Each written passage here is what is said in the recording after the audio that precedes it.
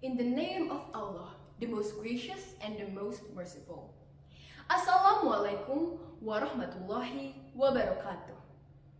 All praise and thanks be to Allah, the Lord of the worlds. May the peace and blessings of Allah be upon our Prophet Muhammad, the unlettered Prophet, his family, and his companions. Honorable judges and dear audience, it is such a great honor for me to be able to stand here to deliver my speech. Now, before we start, I want you to imagine the night sky. I bet right now that most of you are imagining a dark sky with sparkling stars sprinkled all over. But unfortunately, that's not the case these days. The truth is, it's rare for us to be able to see a star, much less multiple. So, what causes us to not be able to see the stars at night? Well, the answer is pretty simple. Pollution. And no, I am not talking about air pollution. I am talking about another type of pollution. One that most people aren't aware of. Honorable judges and dear audience, on this occasion, I am going to talk about preserving the night sky, the importance of reducing light pollution. Out of all the various pollution humans create, light pollution gets the least attention. You might be wondering, what is light pollution anyway? Well, light pollution is best described as the excessive or inappropriate use of artificial light. Yes, you heard me right. It is caused by artificial light, something that most of us owns and uses daily. At first, artificial light were meant to help increase comfort and avoid unsafe consequences. But slowly, the use shifted to big billboards for advertisement and other aesthetic use. And we, as humans, tend to use them more than necessary. The excessive use of artificial light produces sky glow, or the brightening of the night sky. This causes us to not be able to see the stars at night. Now, I'm sure that some of you are thinking, so it's not that important. The only thing it does is not make stars visible at night, right? Well, actually, the clear night sky has been playing an important part of our lives through generations. The beauty and mystery of the universe are a source of inspiration for many people.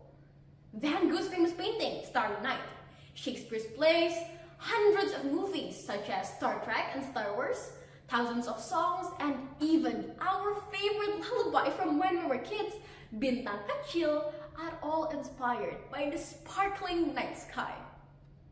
Our ancestors gained knowledge about how the world works by studying the clear night sky. They even have a name for that: astronomy.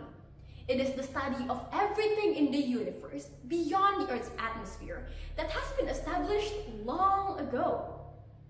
Ibn Biruni, a famous Muslim astronomer, measured the radius of the Earth. Copernicus dethroned the Earth from the center of the universe, with Galileo taking that idea further. All happened thanks to our beautiful night sky. Nowadays, the fruit of scientific and technological development in astronomy, especially in areas such as optics and electronics, have become essential to our day-to-day life. For example, PCs, communication satellites, mobile phones, GPS, solar panels, etc., etc. To put it simply, the night sky is the source of our creativity. But the excessive use of artificial light has not only slowly fed our creativity, as they have also harmed the lives of animals in more ways than one. Animals lose their natural way of living as predator-prey dynamics are altered. Frogs, hummingbirds, monarch butterflies, fireflies, and sea turtles are among those who are affected by light pollution. Let's take sea turtles as an example. Sea turtles are animals who depend on light sources as their main navigation. Sea turtle hatchlings instinctively know to head towards the brightest source of light, and for hundreds of years, the brightest source that they knew was the reflection of starlight on the ocean. But right now, with so many coastal cities using artificial light, sea turtle hatchlings often gets confused and disoriented. Most of them ended up dying due to being crushed by cars or by dehydration. Well, you might still not care. It's just animals after all. But is that all the impact of light pollution? Well, sadly, the answer is no. Human health is also heavily affected. You might ask, how? Well, our body has a biological clock. It is called the circadian rhythm. The rhythms are set by the amount of light and darkness the body is exposed to.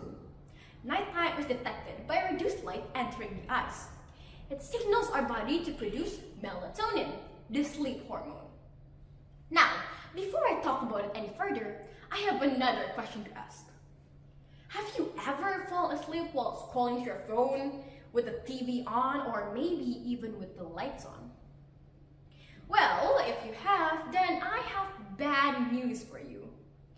Because according to an article written in 2020 by HONMA, published by the European Journal of Neuroscience, the exposure of artificial light during bedtime will suppress the production of melatonin. This could have effects on sleep quality, which then slowly lead to other health problems, such as depression, anxiety, fatigue, and headaches. Another article published in August of 2019, written by Shafi and Knudsen, published by the Journal of the American Association for Cancer Research, stated that the lack of melatonin and disruption of healthy sleeping patterns are not only being increasingly linked to breast cancer, but also to other malignant cancers. Yes, so much for sleeping with the lights on.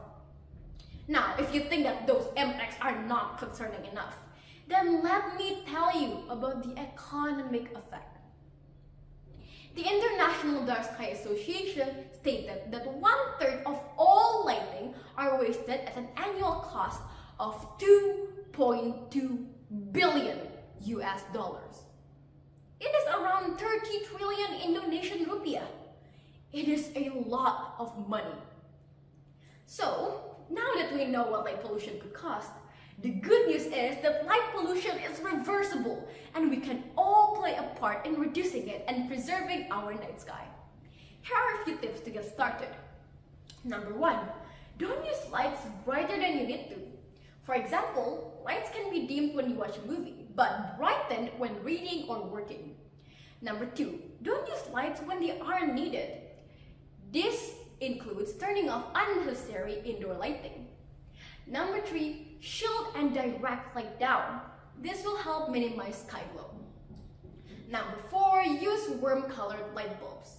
LEDs and CFL lighting are more comfortable towards the eyes and less disruptive towards the natural environment.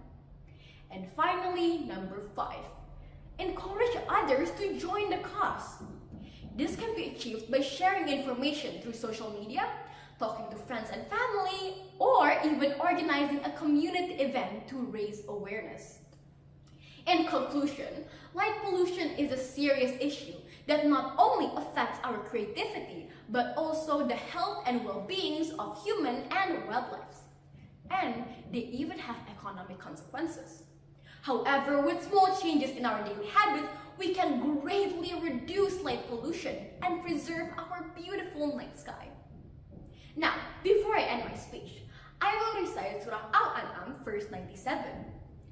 This verse reminds us about the importance of respecting and preserving the natural balance of light and darkness. Bismillahirrahmanirrahim. And He has made the stars as your guide through the darkness of land and sea. We have already made the signs clear for people who know. Honorable judges and dear audience, let's make changes by doing small things that could prevent light pollution to preserve our beautiful night sky. Turn off your lights to turn on the stars. Thank you very much for your attention. Wassalamualaikum warahmatullahi wabarakatuh.